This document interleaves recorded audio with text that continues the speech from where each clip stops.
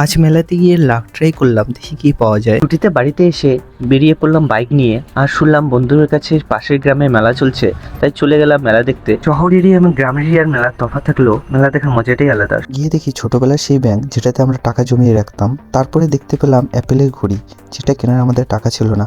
তারপরে ভাবলাম লাখ টাকা করাই যাক। মেলাতে এসেছি, এখানে একটা দোকান আছে, এই যে 10 টাকা কয়েন, 10 টাকা কয়েন, এই টিকিটগুলো আমরা নেব। দেখি কে কি পায়।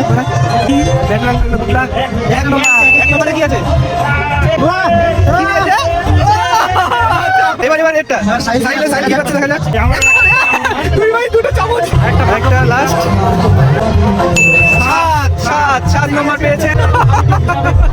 কিছু মিললো না, তাই কিছু খাবার খেয়ে এখান থেকে চলে যাব। পিঠে বিভিন্ন রকম আইটেম খাবার পাওয়া যাচ্ছে, সেটা নিয়ে চললাম জিনিসপত্র দেখতে। দেখি ছোটদের জিনিস আর বিভিন্ন মেয়েদের জিনিস, সেটা তো নেওয়া হলো না। তারপরে চলে গেলাম টাউনে, সেখানে চা পার্টি করে লাস্ট বাড়ি চললাম।